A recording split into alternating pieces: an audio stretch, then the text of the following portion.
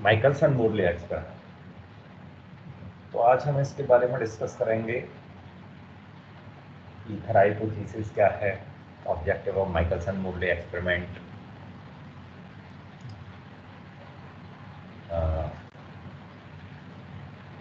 किस तरह से इस एक्सपेरिमेंट को परफॉर्म किया। तो सबसे पहले बात करते हैं कि माइकलसन मोरले एक्सपेरिमेंट का जो ऑब्जेक्टिव है, मेन ऑब्जेक्टिव क्या था। तो इन एक्चुअल में अगर हम देखें तो सबसे पहले जब नेचर ऑफ लाइट के ऊपर बात चल रही थी तो सबसे पहली थ्योरी आई थी न्यूटन की कॉर्पस्कुलर थ्योरी, जिसमें ये बताया था न्यूटन ने कि लाइट जो है वो छोटे छोटे पार्टिकल से मिलकर बनी है जिन्हें कॉर्पस्कल्स कहते हैं। ठीक है, और ये पार्टिकल थ्योरी जो है डिस्कार्ड हो गई थी, क्योंकि अगर पार्टिकल से मिलकर बनी होती है लाइट तो जिस जगह से जिस सोर्स से एमिट होगी उस सोर्स से एवरी टाइम जो है वो मास का रिडक्शन होगा, और एक टाइम ऐसा आना चाहिए कि सोर्स खत्म हो जाना चाहिए। तो न्यूटन की जो पार्टिकल थ्योरी थी ये ज़्यादा नहीं चली। हालांकि फिर बाद में एक और बड़ी इंटरेस्टिंग थ्योरी आई और उससे काफ़ी चीज़ें एक्सप्लेन भी हुई। That was Huygens wave theory. Huygens wave theory याद है आप सभी को? यस, वेव फ्रंट वाली। हाँ, वेव फ्रंट वाली। लाइट जो है in terms of wave travel करती है, उसमें दो लॉ उसने बताए थे। पहला जो है वो वेव फ्रंट वाला था and second was about envelope. तो पहले वाले में ये बताया था कि जब जो वेव्स हैं वो जब ट्रेवल करती हैं तो वो मीडियम में एनर्जी को ट्रांसफर करती हैं, मीडियम में वाइब्रेट होते हैं, सेकेंडरी वेवलेट्स डेवलप होते हैं।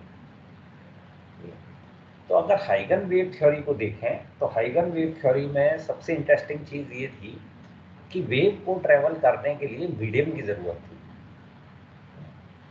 तो यहीं पर बात आती है कि अगर लाइट जो है वो वेव है, वेव की फॉर्म में ट्रेवल करती है, तो फिर इसको ट्रेवल करने के लिए मीडियम की ज़रूरत चाहिए, पड़नी चाहिए। ठीक है, तो सन से अर्थ तक लाइट किस मीडियम के थ्रू आती है? तो हाइगन ने यहाँ पर एक जो है अपनी थ्योरी को सेव करने के लिए एक आर्बिट्रेरी मीडियम जो है, इमेजिनरी मीडियम जो है वो कंसीडर किया and that was ether.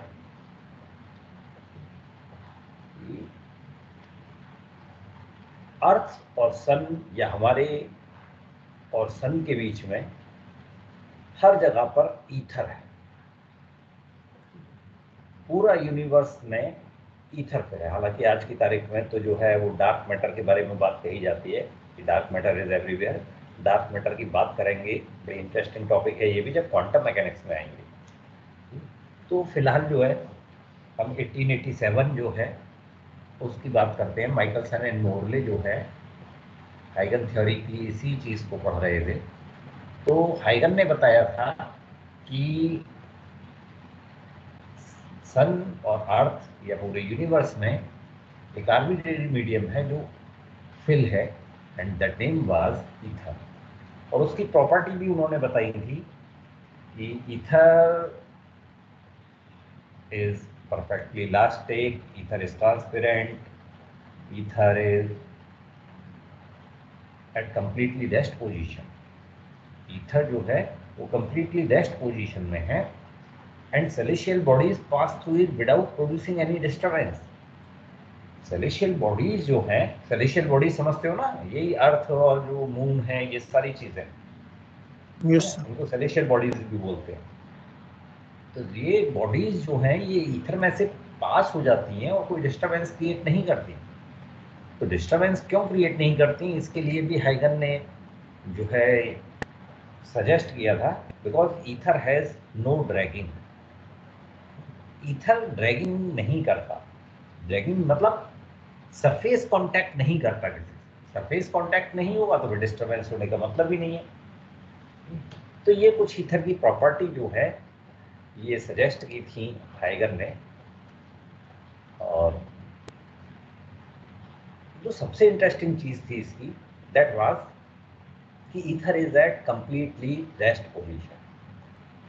Ether completely rest position में है।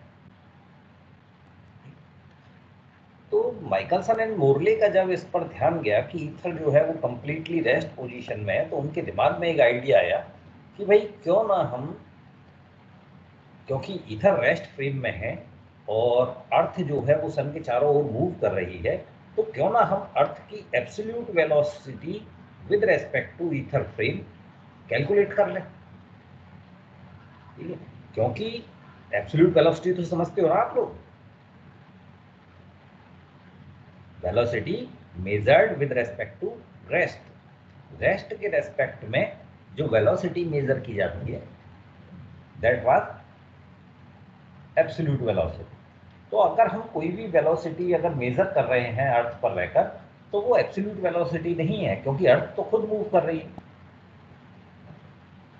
तो अगर हम अर्थ की एब्सोल्यूट वेलोसिटी मेजर कर लें, तो करेक्शन फॉर्मूलेज लगाकर जो डिफरेंट वेलोसिटीज हैं, डिफरेंट बॉडीज जो मूव कर रही हैं, तो उनकी एब्सोल्यूट वेलोसिटी कैलकुलेट कर सकते हैं। That was the idea of Michelson and Morley, develop an experiment to calculate the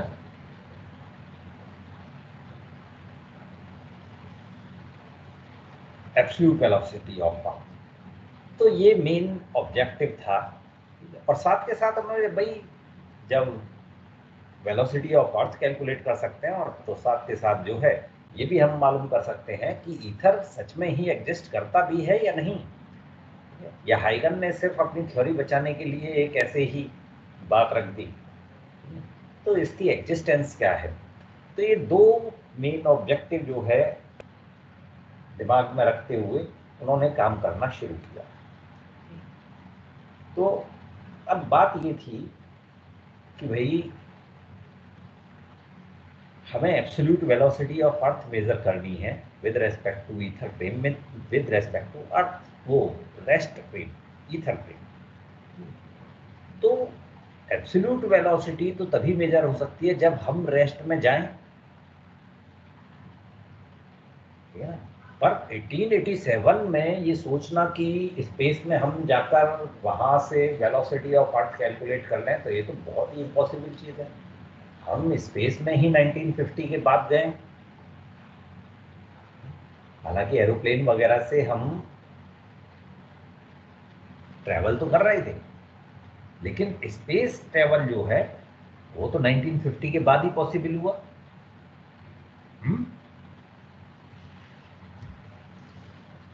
तो 1887 में इस बारे में सोचना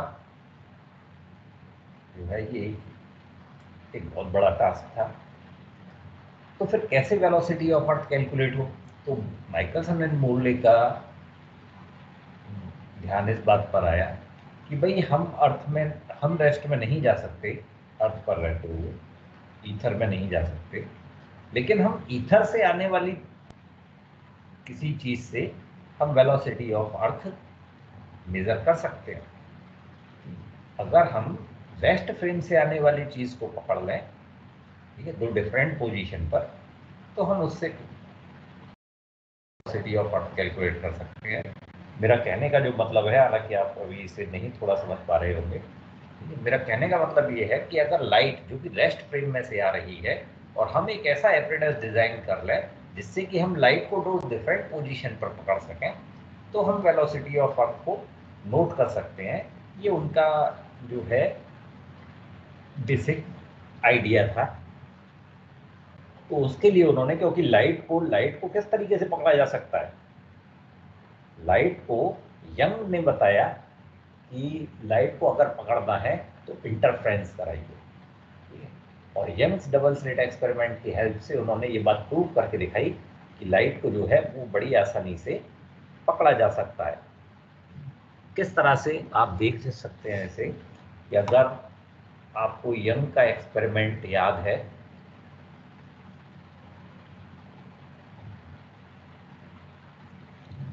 तो यंग के एक्सपेरिमेंट में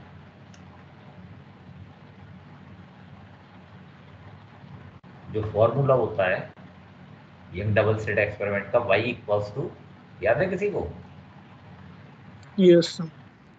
N And D D sin lambda lambda N upon D upon lambda small d. Over small D. Small d. ठीक है, y क्या है, So position of the fringe. position of fringe हाँ, from the center है maximum. ना? हाँ, capital D distance between screen and slit, Slit. lambda wavelength of light used, and d is the distance between slit. Two slits. तो इस फॉर्मूले की help से आप अगर इन वैल्यूज को रख दें तो आप किसी भी पर्टिकुलर फ्रिंज के लिए, ठीक है, कि फिफ्थ नंबर की फ्रिंज किस पोजीशन पर बनेगी या सिक्स नंबर की फ्रिंज किस पोजीशन पर बनेगी, तो पर्टिकुलर फ्रिंज के लिए आप पोजीशन ऑफ फ्रिंज कैलकुलेट कर सकते हैं। इस एक्सपेरिमेंट की एक बड़ी इंटरेस्टिंग चीज थी, मैं वहां ध्यान ले जाना चाहूंगा आपका। तो अगर आप देखें तो ये जो कैपिटल डी है ये एपरेटस से नोट किया जाता है, distance between source and distance between slit and screen, तो ये तो एपरेटस में है। Lambda wavelength of light used, ये भी एपरेटस से मालूम पड़ जाएगा। Small D distance between slit, ये भी एपरेटस से मालूम पड़ जाएगा। यानी आप एपरेटस को ऑन भी मत करिए, तब भी आप इन वैल्यूज को अगर सेट कर दें तो आप बता सकते हैं कि फिफ्थ नंबर की ब्राइट फ्रिंज या डार्क फ्रिंज किस पोजीशन पर आएगी बिना एपरेटस को ऑन करे। और जब आप इन्हें सेट करके देखेंगे और ऑन करेंगे एपरेटस को, तो फिफ्थ नंबर की ब्राइट फ्रिंज या डार्क फ्रिंज जो भी आप कैलकुलेट कर रहे हैं वो उसी जगह पर बनेगी जहां पर आपने मार्क लगाया। तो ये यंग्स के एक्सपेरिमेंट की सबसे बड़ी खास बात, यंग्स के फॉर्मूले की, वो लाइट को पकड़ सकता है। तो यंग्स ने ये सजेस्ट किया कि हम इंटरफेरेंस की हेल्प से लाइट को पकड़ सकते हैं। तो ये इंटरेस्टिंग चीज थी कि इंटरफेरेंस की हेल्प से लाइट को हम पकड़ सकते हैं। और माइकलसन एंड मोरले ने इसी कंसेप्ट को लेकर काम करना शुरू करा। उन्होंने एक एपरेटस डिजाइन किया जिससे कि इंटरफेरेंस कराया जा सकता था, और जिन एपरेटस से इंटरफेरेंस कराया जाता है उन एपरेटस को बोलते हैं इंटरफेरोमीटर। तो यही माइकलसन का इंटरफेरोमीटर था। ये एक्चुअल पिक्चर है उसकी, ये आप यहाँ देख रहे हैं, जिससे उन्होंने इंटरफेरेंस कराकर एक ऐसा फॉर्मूला डेवलप किया जिससे कि हम वेलोसिटी ऑफ अर्थ मेजर कर सकते थे और एग्जिस्टेंस ऑफ ईथर भी चेक कर सकते थे। कैसे ये सब हुआ, ये सब हम डिस्कस करेंगे आज। तो माइकलसन ने इंटरफेरेंस कराने के लिए जिस टेक्निक को यूज किया, इंटरफेरेंस तो आप लोगों को पता ही है, सब आप लोग पढ़ ही चुके हैं 12th में। दो तरीके Yes, का इंटरफेरेंस होता है, constructive and destructive. Division of wave. So Fresnel and Fraunhofer's.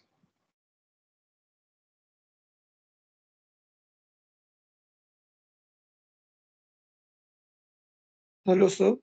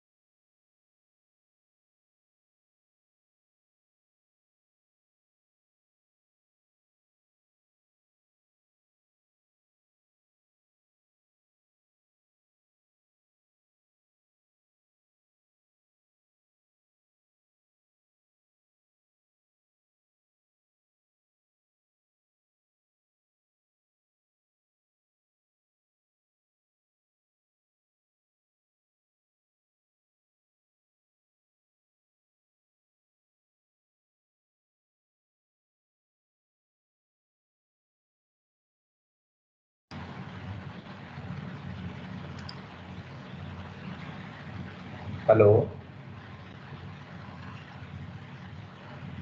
Yes, sir. sir. Now you are audible. मेरा नेटवर्क ही गड़बड़ा गया। चलिए कोई बात नहीं, दोबारा करनी पड़ेगी स्क्रीन शेयर।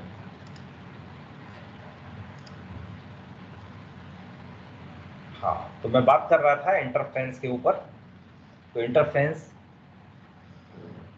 दो तरीके का होता है, division of wave front end division of amplitude. Division of wave front में जो होता है वो सोर्स काफी छोटा रखा जाता है। जैसा कि आप यंग्स डबल स्लिट एक्सपेरिमेंट में देख सकते हैं, 2 पिन होल सोर्स लिए जाते हैं और उससे इंटरफेरेंस कराया जाता है। तो Young's double slit experiment, Fresnel biprism, ठीक है, लॉयड मिरर, ये वो एक्सपेरिमेंट हैं जिनमें स्मॉल सोर्स रखा जाता है और डिवीजन ऑफ वेव फ्रंट जो है उसको यूज किया जाता है। डिटेल में इसके ऊपर बात जब हम वेव ऑप्टिक्स पढ़ाएंगे तब करेंगे, याद दिला देना मुझको। वेव ऑप्टिक्स में डिटेल में इसकी बात होगी। एंड जो सेकंड है वो है division of amplitude. Division of amplitude में क्या होता है कि जो सोर्स होता है वो बड़ा रखा जाता है, एक्सटेंडेड सोर्स रखा जाता है। तो मेजर डिफरेंस अगर आप इनमें देखना चाहें तो ये डिफरेंस होता है कि जो डिवीजन ऑफ वेव फ्रंट होता है उसमें जो सोर्स होता है उसमें लेंस वगैरह का यूज नहीं किया जाता, और डिवीजन ऑफ एम्पलीट्यूड जो होता है उसमें लेंस का यूज करते हैं। तो आप यहाँ पर देख भी सकते हैं कि सोर्स से आने के बाद जो है लाइट, ये देखिए एक लेंस लगा हुआ है यहाँ, इस लेंस से पास हो गई, पैरेलल बीम में कन्वर्ट किया जाता है। तो ये कोहेरेंट करने की 2 टेक्निक होती हैं कि हम डिवीजन ऑफ वेव फ्रंट को यूज करें या डिवीजन ऑफ एम्पलीट्यूड को यूज करें। तो माइकलसन एंड मोरले ने डिवीजन ऑफ एम्पलीट्यूड की हेल्प से इंटरफेरोमीटर डेवलप किया। डिवीजन ऑफ एम्पलीट्यूड की हेल्प से इंटरफ्रेंस कराया, मीन्स जो इंटरफेरोमीटर था वो डिवीजन ऑफ एम्पलीट्यूड प्रिंसिपल पर काम करता था। तो ये चीज पॉइंट समझ में आया सबको, डिवीजन ऑफ एम्पलीट्यूड और डिवीजन ऑफ वेव फ्रंट का अंतर।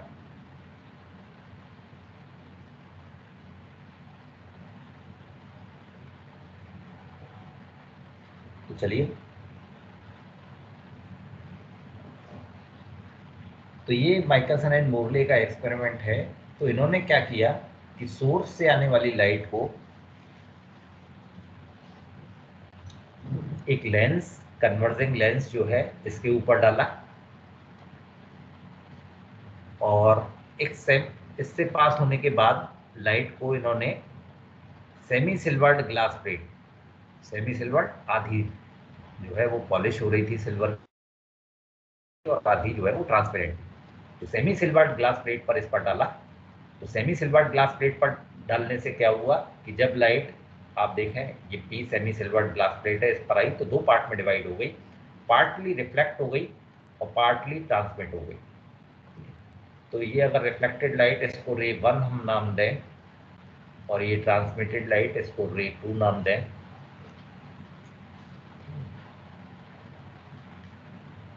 तो रे 1 ये टुवार्ड्स M1 मिरर जो है, ये M1 मिरर ये यहाँ रखा हुआ है, इस सेमी सिल्वर्ड ग्लास प्लेट से इसकी डिस्टेंस जो है वो L है, ठीक है, स्मॉल l। और जो ये मिरर 2 रखा हुआ है ये भी सेमी सिल्वर्ड ग्लास प्लेट से L डिस्टेंस पर रखा हुआ है, यानी दोनों ही मिरर जो है वो P प्लेट से सेम डिस्टेंस पर रखे हुए हैं। तो रे 1 जो है वो मिरर M1 के किसी पॉइंट A पर नॉर्मली स्ट्राइक करती है, और रे 2 भी मिरर M2 के किसी पॉइंट B पर नॉर्मली स्ट्राइक करती है। नॉर्मली स्ट्राइक करेगी तो क्या होगा, टकराने के बाद वापस उसी डायरेक्शन में लौटेगी। तो ये देखिए, टकराने के बाद वापस उसी डायरेक्शन में आई, और इसको हमने कैच कर लिया टेलीस्कोप। तो टेलीस्कोप में यहाँ पर ये दोनों जो हैं बीम आकर पकड़ी जाती हैं, और यहाँ पर इंटरफ्रेंस फ्रिंजेस जो हैं वो दिखाई देती हैं। तो इस एक्सपेरिमेंट में जैसे यंग्स डबल स्लिट में S1 और S2 जो 2 पिन होल सोर्सेस थे वो दो सोर्स के काम करते हैं, और यहाँ पर ये point A and point B जो है ये दो पिनहोल सोर्स नहीं, दो सोर्स का काम करते हैं। तो आप देख सकते हैं हमने एक सोर्स से दो सोर्स में लाइट को स्प्लिट कर लिया। तो ऐसा लगता है हमें कि लाइट जो है वो ए एंड बी पॉइंट से आ रही है। इंटरफेरेंस के लिए दो सोर्स होने चाहिए ना, दो कोहेरेंट सोर्स, दो या दो से ज़्यादा कोहेरेंट सोर्स से आने वाली लाइट जो है उन्हीं के बीच में इंटरफेरेंस होता है। तो वो आप यहाँ पर देख सकते हैं। तो इस एक्सपेरिमेंट को माइकलसन एंड मोरले ने डेवलप किया वेलोसिटी ऑफ अर्थ कैलकुलेट करने के लिए, और इस पूरे सेटअप को इस तरह से रखा कि ये जो मिरर M2 है ये ईस्ट डायरेक्शन में है। इस तरह से इन्होंने सेट किया कि मिरर M2 जो है वो ईस्ट डायरेक्शन में आए और मिरर M1 जो है ये नॉर्थ डायरेक्शन में आए। तो ऑब्वियसली फिर सोर्स जो है ये वेस्ट डायरेक्शन में होगा और टेलीस्कोप जो है वो साउथ डायरेक्शन में होगा। Means velocity of earth small v से यहाँ पर दिखाया हुआ है ये इस डायरेक्शन में हो जाएगी। वेस्ट टू ईस्ट मूव करती है ना। Yes sir. तो ये आइडिया था माइकलसन एंड मोरले का, ये एपरेटस उन्होंने डिजाइन किया। हाँ बोलो। क्वेश्चन है सर, सर यहाँ पे हाँ। एम्पलीट्यूड कहाँ पे अगर हो रहा है तो उससे क्या मतलब फर्क क्या आ रहा है, इसमें समझ नहीं आया। जैसे कि यंग स्टेबल स्टेट में हम लोग देखते थे कि वेवफ्रंट डिवाइड हो रही है, बट यहाँ हाँ, पे एम्पलीट्यूड के चेंज होने से क्या फर्क पड़ रहा है?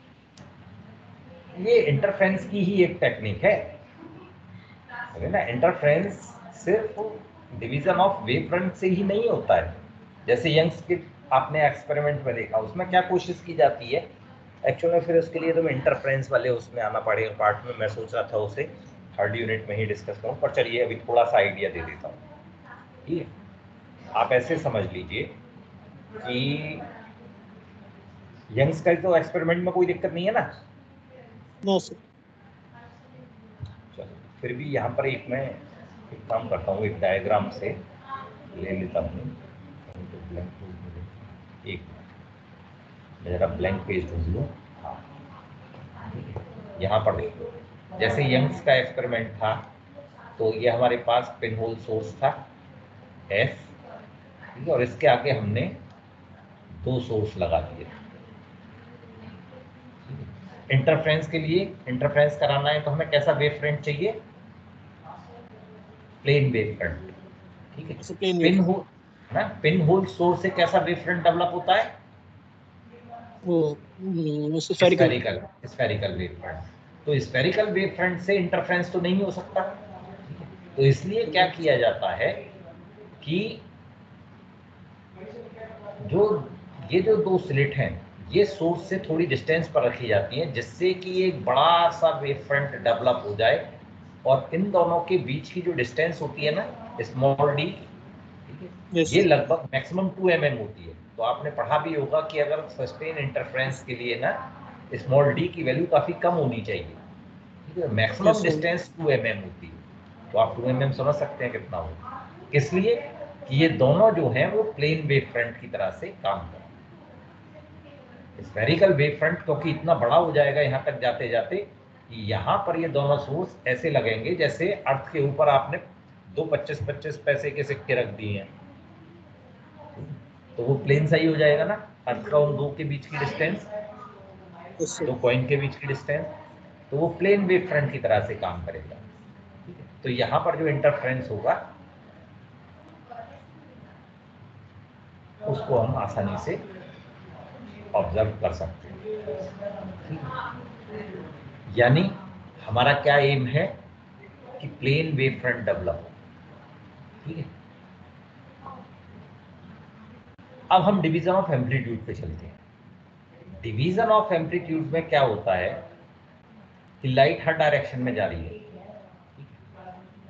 हम कन्वर्जिंग लेंस की हेल्प से क्या करते हैं कि कन्वर्जिंग लेंस की हेल्प से हम लाइट को पैरेलल रेज में डेवलप कर लेते हैं। अच्छा पहले ये बताओ, कोहेरेंट का मतलब तो समझते हो या नहीं? यस सर, कोहेरेंट होता है, सेम फ्रीक्वेंसी होनी चाहिए। मैंने शायद एक बार क्लास में पहले भी डिस्कस किया था कोहेरेंट के बारे में, नहीं है तो चलो मैं फिर यस से बताता हूँ। कोहेरेंट पहले पहले कोहेरेंट समझो। कोहेरेंट को आप ऐसे समझो जैसे अगर आप मेले में हो कहीं पर है और उस मेले में 100 पर्सन है, यस घूम रहे हैं इधर उधर, तो अब जरा उनके पैरों की तरफ देखो। आप देखोगे किसी का लेफ्ट पैर उठ रहा है, किसी का राइट पैर उठ रहा है। हाँ, यस हो रहा है ना। कोई इधर यस कोई इधर उधर भाग रहा है, कोई किसी के पैर के ऊपर ही पैर रखे चले जा रहा है। ठीक। यस तो अगर हम किसी पर्टिकुलर को ऑब्जर्व करना चाहें तो वो एक तरकीब हो सकती है। अगर हम बिहेवियर, तो हम उसे छोटे से छोटे में एक ही आदमी को ले लें। ठीक है, अगर एक ही आदमी को लेंगे तो उसका पैर जैसा भी चलेगा वो सब बढ़िया होगा, कोहेरेंट होगा। ठीक है ना, उसका जो मोशन होगा वो सही होगा। एक जैसे फिर तो जिस डायरेक्शन में भी जाए, एक ही आदमी को अगर कंसीडर करें तो उसका हर एक्शन जो है वो वैलिड है। हाँ, यस चलिए, तो ये तो एक उसकी बात थी, मेले वाली बात। तो इस तरह से इनकोहेरेंट लाइट बिहेव करती है, यानी इनकोहेरेंट लाइट के अंदर जो लाइट वेव होती है वो एट रैंडम डायरेक्शन में जारी होती है, इधर उधर कहीं भी चली जाती है। ठीक है, अगर आप देखें, आप अंधेरे कमरे के अंदर और अपने मोबाइल की टॉर्च जला दो, पूरे कमरे में रोशनी हो जाएगी। हाँ, क्योंकि वो लाइट जो यस है इनकोहेरेंट, क्योंकि वो लाइट जो है इनकोहेरेंट है। अब जरा कोहेरेंट वाली लाइट पर आते हैं। अब 1900 आदमियों को जरा 26 जनवरी की परेड पर ड्रिल करते हुए देखो। कोहेरेंट कोहेरेंट, सबका एक साथ लेफ्ट हैंड उठाएगा, सबका एक साथ ही राइट लेग उठेगा। अगर 2 फुट उठ रहा है तो सबका 2 फुट उठेगा। हाँ, ये है कोहेरेंस। कोहेरेंट लाइट जो होती है वो बिल्कुल उसी तरह से बिहेव करती है जैसे आर्मी के अंदर ड्रिल करता है, वेल बिहेव। तो इंटरफ्रेंस कराने के लिए लाइट की वेव को उसी तरह से बिहेव करना चाहिए जैसे कि आर्मी की ड्रिल में सोल्जर्स करते हैं। यानी पूरी की पूरी वेव्स एक साथ पीक आनी चाहिए, एक साथ उसका जो है एक साथ ट्रफ आना चाहिए, एक साथ क्रस्ट आना चाहिए, पूरी की पूरी वेव। इसी को कहते हैं कांस्टेंट फेज डिफरेंस या जीरो फेज डिफरेंस। फेज क्या होता है? किसी पर्टिकुलर टाइम पर वेव की पोजीशन। तो कांस्टेंट फेज डिफरेंस होना चाहिए, यानी पूरी की पूरी वेव इस तरह से बिहेव करनी चाहिए। तो अगर हम इनकोहेरेंट लाइट ले रहे हैं तो हमारी कोशिश ये होती है कि हम सिंगल वेव लें। ठीक है, सिर्फ इसलिए सोर्स को छोटे से छोटा कर देते हैं, सिर्फ एक ही वेव से इंटरफ्रेंस कराएं, 2 पार्ट में ब्रेक करके, तो वो कहलाता है डिवीजन ऑफ वेव फ्रंट। ठीक है, या फिर हम इनकोहेरेंट लाइट को एक सही मैनर में बदल लें, ठीक है, जिससे कि वो अच्छी तरह से इंटरफ्रेंस कर सके, तो ये कहलाता है डिवीजन ऑफ एम्पलीट्यूड। हम क्या करते हैं, सेमी सिल्वर्ड ग्लास प्लेट लगाकर, एम्पलीट्यूड ये है ना वेव का, ये वाला पोर्शन एम्पलीट्यूड है ना, तो हम सेमी सिल्वर्ड ग्लास प्लेट लगाकर इसके एम्पलीट्यूड को 2 पार्ट में डिवाइड करते हैं। मतलब ये लगा ली अगर हमने प्लेट, तो आधी वेव तो जो है वो ट्रेवल कर गई इस डायरेक्शन में, और आधी वेव जो है वो ट्रेवल कर गई दूसरी डायरेक्शन में। जैसे आपने देखा होगा आर्मी की ड्रिल करते समय पर वो जो आगे गार्ड से चलता है ना, वो इशारा करता है, वो दोनों वेव, दो, वो जितने भी पर्सन होते हैं वो 2 पार्ट में डिवाइड हो जाते हैं, फिर अलग अलग अपने जगलिंग करते हैं। हाँ, और जगलिंग करने के बाद फिर वो इशारा करता है, फिर वो आकर दोनों मिल जाते हैं। इंटरफेरेंस। रेफरेंस, अब समझ में आया? Yes sir. तो यही देखिए, यही यहाँ पर हुआ है। इसको मिटाना पड़ेगा, ये देखिए, इसको मिटाना पड़ेगा, ये इसको जो है, एक मिनट।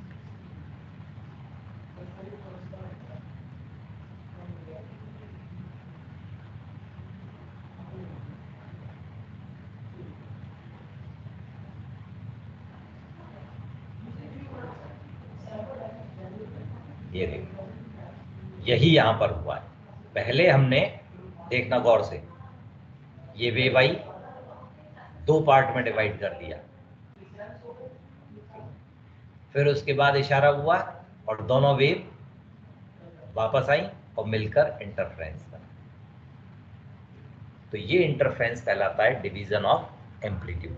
डिवीजन ऑफ एम्पलीट्यूड से इंटरफ्रेंस कहाँ कहाँ होता है, देखिए समझाता हूँ आपको, ठीक है। बड़ा इंटरेस्टिंग चीज है, इंटरफ्रेंस भी बड़ा मजा आता है पढ़ने में। माइकलसन मूल्य एक्सपेरिमेंट तो है डिवीजन ऑफ एम्पलीट्यूड का।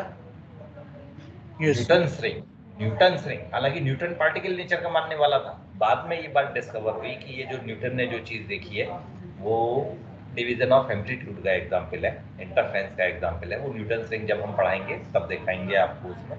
तो न्यूटन्स रिंग जो है वो भी डिवीजन ऑफ एम्पलीट्यूड का एक्सपेरिमेंट है।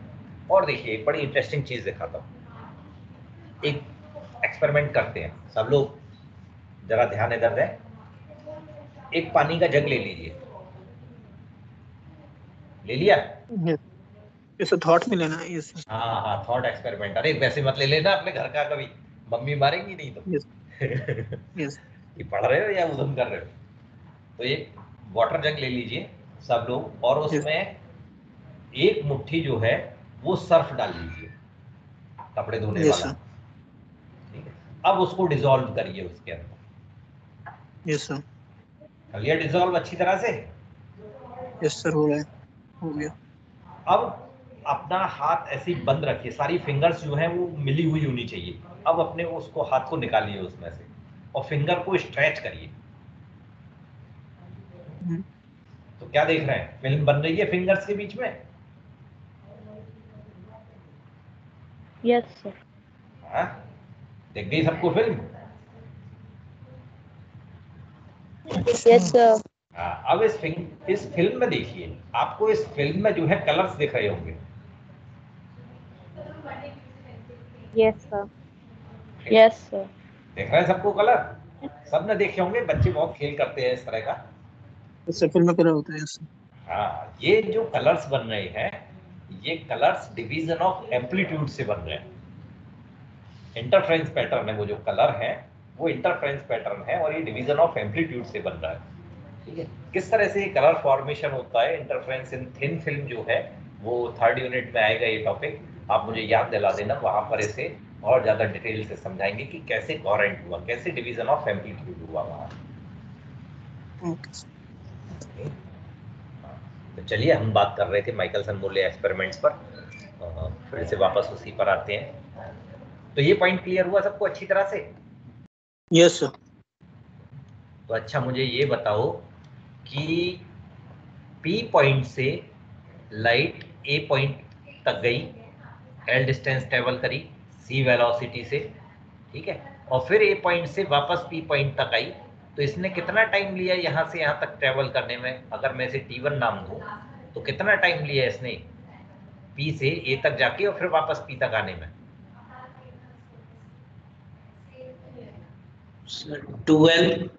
12 अपॉन में स्पीड 12/c। कितना टाइम कैलकुलेट, कितना टाइम लिया? और इसी तरह से रे 2 भी उतनी डिस्टेंस चल रही है तो ये भी इतना ही टाइम लेगी। d2 equals to 12/c।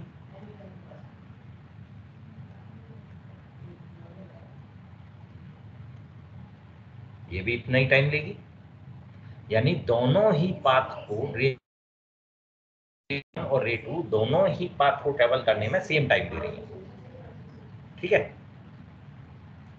चलिए, तो ये फिगर सबको क्लियर हो गया अच्छी तरह से? Yes sir. यस तो सर। ये T1 और T2 वाली बात भी सबको क्लियर हो गई, मुझे ये मिटानी पड़ेगी, ठीक है। तो क्लियर हो गई ये पॉइंट भी सबको? Yes sir. Yes sir. ठीक है, तो ये फिगर आपको Yes, बनाना sir. है, तो ये फिगर बना लीजिए फटाफट से। मैं इसमें से ये कुछ चीज़ें जो हैं ये मिटा देता हूँ, ये फिगर में नहीं बनेंगी, T1 T2 भी नहीं बनेगा। ये सिर्फ समझाने के लिए था कि कैसे, कितना टाइम लेगी लाइट जो है। ईस्ट वेस्ट भी लिखने की ज़रूरत नहीं है, ठीक है, ये भी अंडरस्टूड है। हाँ, बाकी चीज़ें ठीक है, बना लो इस फिगर को फटाफट, फिर आगे की बात करते हैं।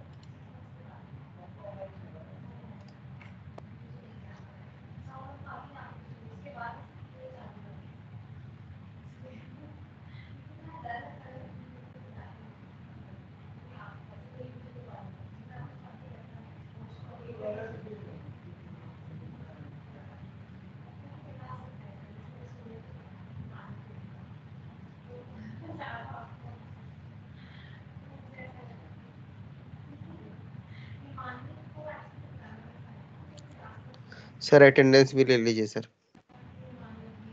अटेंडेंस चलो बनाने में तो 2 मिनट लगेगा, अटेंडेंस तो अभी बहुत टाइम पड़ा है, ले लूँगा।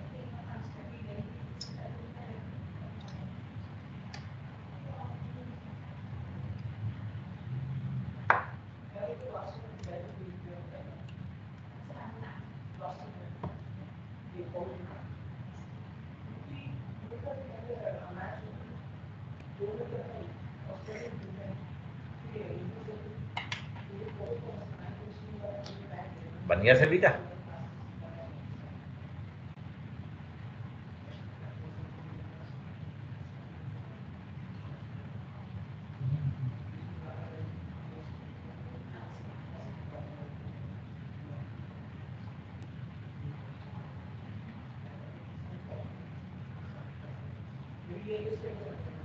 इसको फिगर 1 नाम दे देना, क्योंकि इसमें कई सारे फिगर आएंगे।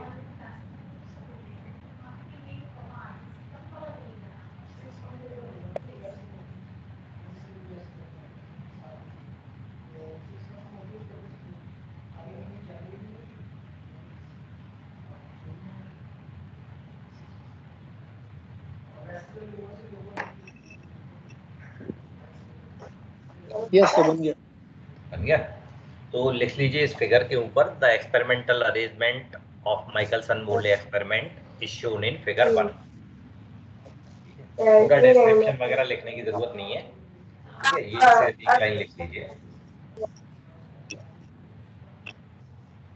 The experimental arrangement of Michelson-Morley experiment. Bike बंद करो सब अपना। The experimental arrangement of Michelson-Morley experiment is shown in figure।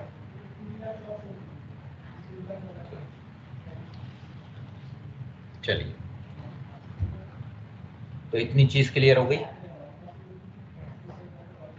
तो देखिए, ये जो एक्सपेरिमेंट है और जो सिचुएशन आप देख रहे हैं, ये तो तब है जब एक्सपेरिमेंट भी अर्थ पर रखा है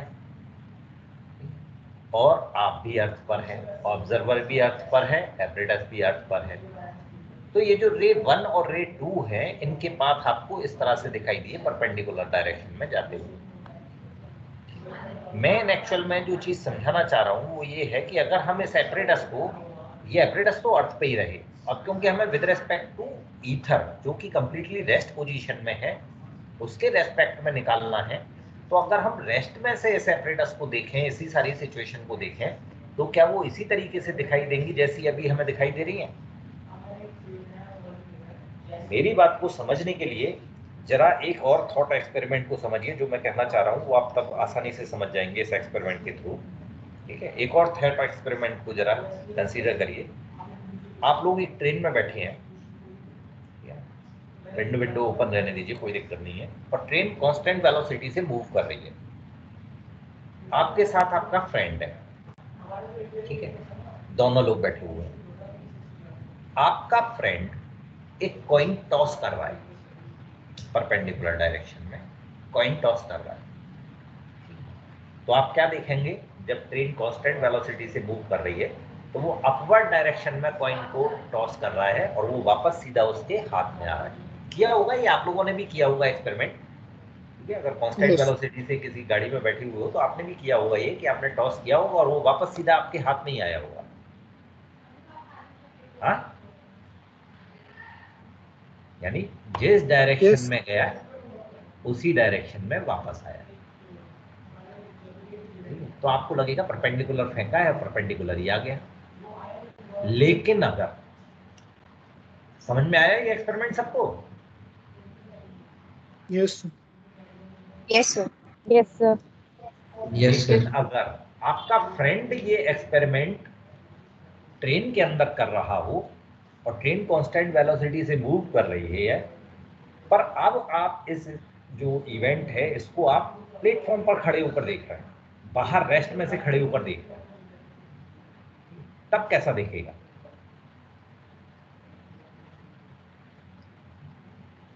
तब आपको दिखेगा कि कॉइन जो है उसने आगे की ओर टॉस किया है। हाँ? और जब तक वो कॉइन नीचे आया है तब तक ट्रेन मूव करके आगे पहुंच गई और वहां उसने कैच कर लिया। यानी आपको पैराबोलिक ट्रेजेक्ट्री सी दिखाई देगी। यहाँ पे उसने टॉस किया, तब ये ऊपर की तरफ गया और जब तक लौट के ये नीचे आया ट्रेन मूव करके यहाँ आ गई और यहाँ उसने कैच किया। ऐसा आप रेस्ट में से देखेंगे।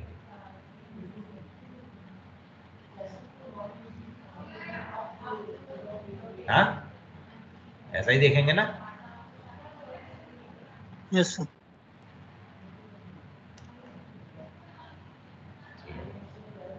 क्लियर हुआ ये पॉइंट सबको?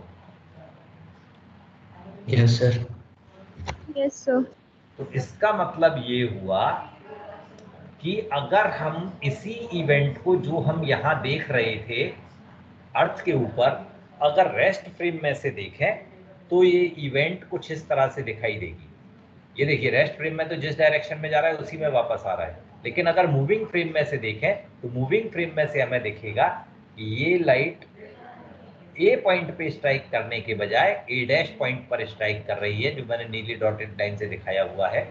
और मिरर तब तक मूव करके यहाँ M1 पर आ गया और यहाँ से टकराने के बाद जब ये वापस पी पॉइंट पर आया तो इन एक्चुअल में स्टेशनरी फ्रेम में से हमें दिखेगा कि ये पी डैश पॉइंट तक ये mirror semi silvered glass plate पहुंच गई और यहाँ पर कैच हुआ। हाँ, इस तरह का दिखेगा हमें रेस्ट में से। यानी वहां जो हमने T1 equals to 2L/C time निकाला था, अब वो टाइम स्टेशनरी फ्रेम में से 2L/C नहीं आएगा। अब हमें यहाँ निकालना पड़ेगा कि ये टाइम इस पाथ को ट्रेवल करने में लाइट कितना टाइम ले रही है इस पूरे पाथ में। और इसी तरह से जो दूसरी वाली रे है, ये तो रे 1 की बात थी, जो दूसरी वाली रे है तो जनरली क्या हो रहा है, पी पॉइंट से जा रही है बी तक और बी से टकरा के वापस आ रही है। लेकिन अब क्योंकि वेलोसिटी ऑफ अर्थ भी इसी डायरेक्शन में है, ठीक है, तो आगे आगे मिरर मूव करेगा, पीछे पीछे लाइट आएगी देखो, और फिर वो किसी बी पॉइंट पर ना स्ट्राइक करके किसी बी डैश पॉइंट पर स्ट्राइक करेगी और फिर जब यहाँ से टकरा कर वापस लौटेगी तब तक पी प्लेट जो है वो पी डैश पॉइंट पर आ चुकी होगी और यहाँ पर कलेक्ट होगी इस पॉइंट पर, बजाय पी पॉइंट पे कलेक्ट होगी, पी डैश पॉइंट पर कलेक्ट होगी इस जगह। अब लाइट इस डायरेक्शन, तो यहाँ लाइट दो तरह के मोशन कर रही है। एक बार तो जब इस तरफ जा रही है तो c माइनस वी, क्योंकि वेलोसिटी ऑफ अर्थ इसी डायरेक्शन में है तो c माइनस वी, गैलीलियन का यही कंसेप्ट था ना वेलोसिटी एडिशन थ्योरम से, गैलीलियन की थ्योरम से c माइनस वी होगा। और जब अपोजिट डायरेक्शन में आएगी तो यहाँ पी पॉइंट तक पहुंचने के लिए वो c प्लस वी वेलोसिटी से ट्रेवल करेगी। यानी कि यहाँ से यहाँ तक और वापस यहाँ तक आने में भी रे जो है वो T2 टाइम जो है वो डिफरेंट लेगी, 2L/C नहीं आएगा। ठीक है, तो चलो ये बात अब कल करेंगे, आज इतना ही रहने देते हैं, क्योंकि मेरे ख्याल से इतना भी समझना जो है भारी पड़ जाएगा। कल से थोड़ा सा वक्त और इसको फिर से रिपीट करेंगे और तब फिर आगे T1 और T2 की कैलकुलेशन करेंगे। तो यहाँ तक पॉइंट क्लियर हुआ सबको? ये पॉइंट क्लियर हुआ या नहीं? रेस्ट में से ये दिखने वाला जो है, ठीक है, ये सबसे ज्यादा इम्पोर्टेंट है। Yes sir. बढ़िया, चलिए तो आज फिर इतना ही रखते हैं। Thank you sir.